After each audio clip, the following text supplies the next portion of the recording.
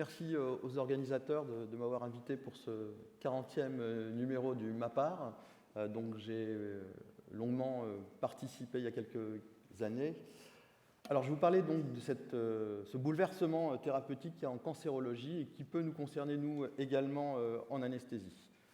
Alors vous connaissez tous la chimiothérapie. Chimiothérapie, ce sont des médicaments contre le cancer qui vont être actifs à la fois sur les cellules cancéreuses, mais également sur un peu toutes les cellules, et donc du coup, avec ce cortège d'effets secondaires que vous connaissez bien.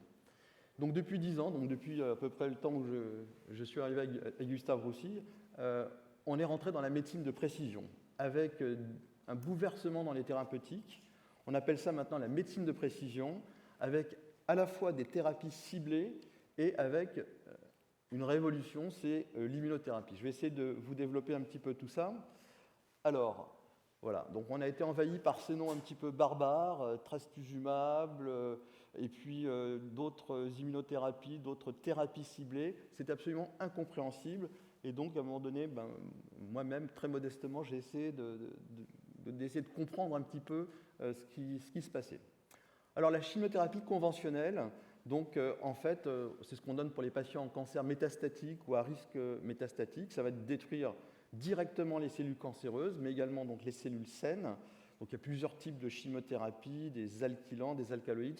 Globalement, soit on va s'attaquer à la division cellulaire, soit à la phase de réplication de la cellule. Ça a une efficacité qui est très variable. Ça a une lourde toxicité, donc hématologique, hépatique, rénale, au niveau des phanères, c'est très invalidant pour les patients. Et puis au bout d'un moment, il y a des échappements par des mutations qui se produisent au niveau des cellules cancéreuses qui vont essayer de compenser donc, les effets du médicament. Alors sont apparues donc, les thérapies ciblées. Qu'est-ce que c'est que les thérapies ciblées? Ce sont des médicaments qui vont bloquer les mécanismes spécifiques des cellules cancéreuses avec donc du coup moins d'effets secondaires que la chimiothérapie. Alors tout ça, ça va partir d'une biopsie qui va se faire au niveau de la tumeur avec une analyse des biomarqueurs qui favorisent la croissance tumorale et qui sont surexprimés sur cette tumeur. Alors ça se complique un peu, mais je vais vous expliquer ça avec l'exemple de HER2. Donc HER2, c'est un récepteur qu'on va essayer de cibler dans le cancer du sein. Donc, vous avez donc une cellule normale en bas à gauche avec ces récepteurs qui sont en petite quantité, qui font de la signalisation vers le noyau en activant sa réplication. Et puis, vous avez, donc, quand on fait ces analyses, des cellules, des personnes qui ont des cellules qui surexpriment ces récepteurs HER et donc, du coup, qui vont activer de façon très active la réplication cellulaire. Et donc, on va essayer de jouer là-dessus en bloquant, par exemple, spécifiquement avec, par exemple, cette molécule qu'on appelle le trastuzumab, donc c'est l'herceptine. Donc quand un patient est herceptine+, c'est-à-dire qu'il surexprime ces récepteurs HER2, eh ben, on va mettre un bloqueur donc, de ces récepteurs HER, et donc du coup, on va limiter la division cellulaire, donc on va avoir un impact sur ces cellules cancéreuses. Alors il y a tout un tas de thérapies ciblées, donc je vous en ai mis quelques-unes ici sur plein de différents types de cancers. Donc bien sûr, ce n'est pas utile de les retenir. Il faut savoir en tout cas que ça existe. Alors, est apparue une révolution, mais une vraie révolution thérapeutique comme on n'en a pas tous les 10 ou 20 ans, c'est l'immunothérapie. Donc l'immunothérapie, c'est un concept complètement différent, c'est qu'on ne va pas aller tuer les cellules cancéreuses, on va chercher à faire des médicaments qui vont aider notre système immunitaire à lutter contre le cancer.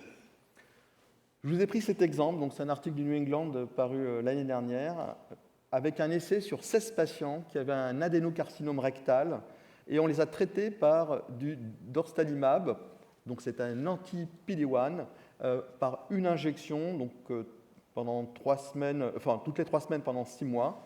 Et puis donc au bout de ces 6 mois, les patients, ils avaient de la radiochimiothérapie, donc c'était des cancers qui étaient localement avancés. Et voici un petit peu les résultats. Vous voyez les images d'endoscopie, donc à gauche la tumeur rectale, et vous voyez ce que ça donne donc, ici, après 6 mois d'évolution. Vous voyez qu'il n'y a plus de tumeur. Donc au bout de ces 6 mois, donc, théoriquement, il devait faire de la radiochimiothérapie, et finalement, il n'y a eu aucun patient qui a bénéficié de radiochimiothérapie. Le cancer du rectum était guéri chez ces 16 patients. Donc c'est un nouveau concept pour traiter le cancer. Donc on va fabriquer des médicaments qui ne détruisent pas les cellules tumorales, mais qui vont aider nos propres globules blancs à détruire les cellules cancéreuses. Alors l'immunothérapie, comment ça marche? Alors je suis désolé, je suis obligé de faire un petit rappel sur l'immunité, mais je vais être vraiment très très schématique. Alors, tout d'abord, il y a ce qu'on appelle l'immunité innée. Donc vous avez une cellule tumorale, et notre première ligne de défense, ça va être nos macrophages, nos cellules dendritriques, qui vont aller phagocyter donc, cette cellule tumorale. Et puis, ce macrophage, donc, avec la tumeur, il va devenir ce qu'on appelle une cellule présentatrice d'antigènes. C'est-à-dire qu'il va pouvoir aller présenter cet antigène à des globules blancs et les activer pour aller activer les cellules tumorales. Donc ça, c'est ce qu'on appelle cette fois-ci l'immunité acquise. Donc vous voyez donc, en bas à gauche notre cellule tumorale avec la cellule présentatrice d'antigènes. Donc elle va aller se cacher au niveau des leucocytes où elle va aller se reproduire. Et puis après, donc ces leucocytes, quand ils voient la tumeur, ils vont aller dans la circulation, aller jusqu'au contact de la tumeur, et puis se fixer à la tumeur et la détruire.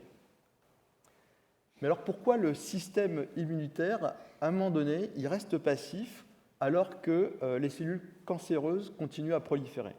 Eh bien, c'est parce que ici, tout en bas de cette étape, quand il y a la fixation donc, du leucocyte à la cellule tumorale, il y a un blocage qui se fait. En fait, la cellule tumorale, elle va désactiver la fixation du leucocyte donc, à elle-même et elle va donc inhiber un petit peu la fonction du leucocyte. Alors cette découverte, ça a valu donc le prix Nobel à ces deux messieurs, donc Allison et Hanjo, parce qu'en fait, en 1980, ils ont découvert les protéines CTL4 et PD-1, donc sur les lymphocytes, et ils ont constaté que ces deux protéines bloquaient le système immunitaire, et on appelait ça des immune checkpoint inhibitors. Donc toute la recherche s'est alors orientée pour la conception d'anti-CTL4, d'anti-PD-1 et d'autres molécules de ce genre pour essayer de débloquer les leucocytes des cellules tumorales et donc de leur faire retrouver une activité. Alors comment ça marche?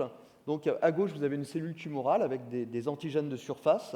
Et à droite, vous avez un lymphocyte T qui lui aussi possède des cellules réceptrices, donc des récepteurs qui vont aller reconnaître la cellule tumorale. Donc une fois qu'ils sont accrochés l'un à l'autre, on pourrait se dire ça va bien se passer, il va la manger. Eh bien non, parce que de la même façon, alors je suis bloqué, pardon, hop. Voilà, parce que parallèlement, de la même façon, il y a ces deux molécules de surface, donc ici sur la cellule tumorale PDL1 et de l'autre côté sur le lymphocyte PD1, qui vont se bloquer l'une à l'autre et empêcher l'action du lymphocyte T. Et donc, en fait, c'est quelque chose de normal dans la nature, puisqu'en fait, ces deux checkpoint inhibiteurs, ils ont pour rôle de freiner une réaction immunitaire qui serait trop forte. Mais la cellule tumorale, elle est maligne, elle va en fabriquer un maximum de ces molécules, et donc du coup, elle va inhiber le lymphocyte T qui ne va pas pouvoir la phagocyter. Donc la cellule tumorale, dans ce cas, elle surexprime PDL1 pour endormir la réponse immunitaire.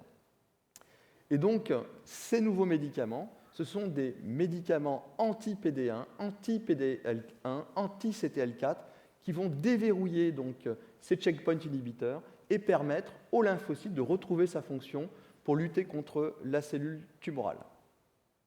Alors donc il y a eu tout un tas de molécules qui ont été créées, des anti-CTL4, anti-PD1, anti-PDL1, et des associations de ces immunothérapies, de ces immune checkpoint inhibitors. Donc vous pouvez avoir des patients qui ont les deux types d'immunothérapie, et donc on va les voir associés dans différents types de cancers.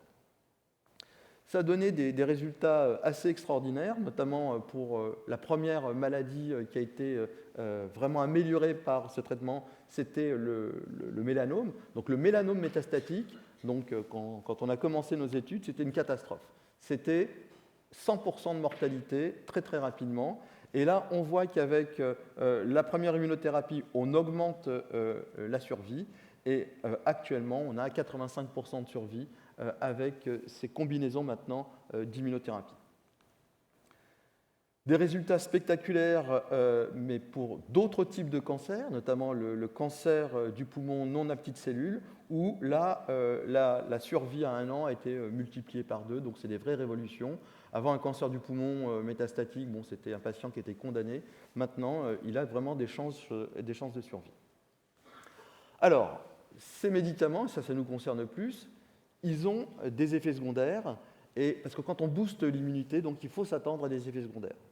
Donc, ce sont des effets indésirables, mais qui sont quand même beaucoup moins sévères que la chimiothérapie. Alors, plusieurs types de réactions adverses, on va les classer en différents grades. Vous voyez que ça touche entre 15 à 90% des patients. Donc, on a des réactions légères, donc on va juste observer. Puis des réactions de stade 3, par exemple, qui sont sévères, d'autres avec des menaces vitales. Pour vous donner un petit peu un ordre d'idée, avec les anti-CTL4, on avait 72% de réactions adverses, dont 24% quand même qui étaient de grade 3. Avec les anti-PD-1, on a 50% de réactions adverses, mais on s'y attend un petit peu quand on donne ce genre de médicaments, mais en fait seulement 10% de réactions sévères. Alors la durée du traitement, elle va dépendre souvent de la tolérance et des effets secondaires. Donc, tant qu'un patient supporte bien le traitement, souvent, on le garde pour plusieurs semaines, plusieurs mois, voire pour plusieurs années. Les anesthésistes peuvent croiser ces patients pour autre chose que de la chirurgie carcinologique, et donc il faut un petit peu connaître tous ces effets adverses. Alors, vous avez par exemple les perturbations endocriniennes de l'immunothérapie, donc il faut savoir que ça existe. Donc c'est tout ce qui est dysfonction pituitaire avec inflammation de l'hypophyse. Donc vous pouvez avoir engendré par cela des hypothyroïdies, des insuffisances surrénales, des hypogonadismes, des diabètes insipides, etc., etc. Donc souvent, le traitement pour ça, c'est déjà bien sûr un contrôle par un endocrinologue qui va faire des dosages des hormones et une opothérapie substitutive en général associée à un traitement corticoïde. Si l'intervention peut être reportée, bien sûr, on reporte l'intervention après contrôle de l'endocrinologue. Vous pouvez avoir des réactions cardiaques. Alors, elles sont relativement faibles, à moins de 1%. Ça peut être de l'insuffisance cardiaque, ça peut être des cardiomyopathies, des myocardites, des péricardites. Donc, pour cela, bien sûr, on va servir des marqueurs, des biomarqueurs qu'on connaît bien, BNP, troponine, échographie cardiaque. Bien sûr, tout ça sous la supervision d'un cardiologue. Et souvent encore, le traitement, c'est de la corticothérapie. Toxicité pulmonaire avec des pneumopathies de l'ordre de 1 à 3% des cas, avec un scanner thoracique qui va retrouver des images en verre dépoli. Et là encore, le traitement, c'est les corticoïdes. Vous avez la toxicité gastro-intestinale qui est la plus fréquente. Donc ça, c'est vraiment quelque chose de très courant avec des diarrhées, des gastrites, parfois des hépatites. Et on observe souvent le patient pendant quelques jours, et puis si au bout d'un moment ça ne s'améliore pas, on donne des corticoïdes et on suit l'évolution des lésions par des coloscopies avec des biopsies. Enfin, il peut y avoir des effets adverses rares comme les leucopénies, les thrombopénies et les anémies. Donc là, c'est beaucoup plus rare qu'avec les chimiothérapies, mais ça peut exister. Enfin, il peut y avoir des atteintes oculaires et neurologiques. Alors, il va falloir pour ces patients sous immunothérapie une petite évaluation préopératoire avec une évaluation de la fonction cardiaque et respiratoire, l'histoire détaillée des complications de l'immunothérapie, s'il y en a eu, et puis donc on va avoir un bilan classique qui sera plus ou moins orienté selon le type d'effet secondaire que l'on a détecté ou dans l'histoire des effets secondaires qu'a présenté le patient. Alors, il y a d'autres immunothérapies anticancéreuses. Donc, il y a des anticorps bispécifiques, dont je vais vous parler très très rapidement, et les CAR T-16. Donc, les anticorps bispécifiques sont des anticorps qui ont des récepteurs à la fois pour la cellule tumorale et pour le lymphocyte. Donc, il va pouvoir les rapprocher. Et puis, vous avez les CAR T-cells. Donc, les CAR T-cells, c'est là aussi quelque chose de fantastique, de révolutionnaire. Donc, on a ces CAR, donc ces antigènes chimériques qu'on a reconstitués. On va les greffer à des lymphocytes qu'on a prélevés aux patients. Donc on prélève les lymphocytes. Donc moi j'avais connu ça il y a quelques années. On prélevait les lymphocytes aux patients, on les envoyait aux États-Unis. Là, ils bidouillaient certaines choses sur les lymphocytes, ils mettaient ces récepteurs, on récupérait les lymphocytes, on réinjectait ça aux patients pour envoyer ça sur les cellules tumorales avec donc des lymphocytes super boostés pour aller détruire les cellules cancéreuses. Donc ça donnait des révolutions sur certains pronostics de lymphome. Et plus récemment encore, donc il y a maintenant les TIL, donc c'est Tumor Infiltrative Therapy. Donc en fait, dans le tissu tumoral, on a des lymphocytes qui sont infiltrés et qui sont en train de se battre contre les cellules tumorales. Donc ils sont super activés avec les récepteurs qu'il faut, les trucs qu'il faut pour aller lutter contre les cellules tumorales. Là, on va prendre la biopsie, on va prendre les leucocytes super activés, on va les amplifier et on va les réinjecter aux patients. Vous voyez, on est dans des thérapeutiques un peu de science-fiction, c'est passionnant.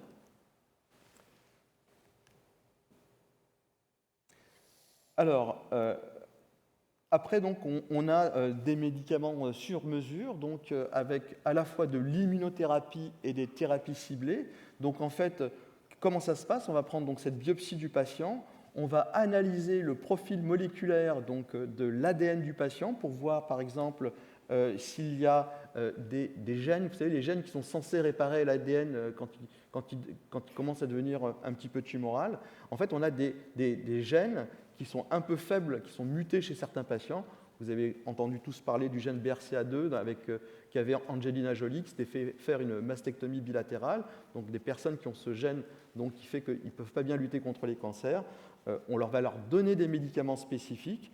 Selon l'expression de la tumeur, s'il y a beaucoup de cellules tumorales avec des PD1 ou des anti-PDL1 qui sont exprimés, on va mettre certaines immunothérapies. Et puis, donc, selon certains mécanismes de résistance de la tumeur. Donc vous voyez, maintenant, c'est une médecine vraiment de précision avec des thérapies qui sont très ciblées, où à la fin de cette analyse, on va décider, on va utiliser une immunothérapie par des immune checkpoint inhibitors, on va faire plutôt une thérapie ciblée sur un mécanisme spécifique où là, il y a une faiblesse, donc BRCA, EVFR, il y en a plein comme ça, et non, on peut faire de la chimiothérapie classique, ou alors de la radiothérapie qui elle-même amplifie l'immunothérapie, et puis on peut donner d'autres thérapeutiques encore plus spécifiques, comme des anticorps bispécifiques ou d'autres thérapies. Voilà ce que ça donnait en termes d'amélioration du pronostic. Donc vous voyez à gauche, sur la courbe mauve, c'était la courbe de survie avec les patients qui avaient de la chimiothérapie. Après, en bleu, c'est l'amélioration grâce à l'apport donc, des thérapies ciblées. Et vous voyez le bond spectaculaire que ça a fait, donc c'est la courbe vert, avec l'apport de l'immunothérapie. Et quand on combine immunothérapie et thérapie ciblée, voilà, on a la courbe de survie en rouge. Donc on a fait des progrès spectaculaires. Voilà, donc formidable espoir dans ces nouveaux traitements. L'immunothérapie, c'est un nouveau concept où on va aider nos globules blancs à lutter contre les cellules cancéreuses. Et il faut savoir que ça entraîne des complications liées à l'auto-immunité. L'immunothérapie donc, devient courante, donc il faut commencer à connaître un petit peu ces médicaments et ils peuvent être amenés à venir à notre consultation d'anesthésie. Il faudra faire une évaluation préopératoire avec une connaissance du dossier du patient et des effets secondaires qu'il a déjà connus avec ces médicaments. Attention au déséquilibre hormonal, ce n'est pas très connu, mais c'est bon à savoir. Beaucoup de complications digestives avec les déséquilibres ioniques que ça peut entraîner. Et au minimum, un patient sous immunothérapie, il faudra une numération formule sanguine avant de faire un acte d'anesthésie pour voir s'il n'est pas en neutropénie ou en thrombopénie. Je vous remercie de votre attention.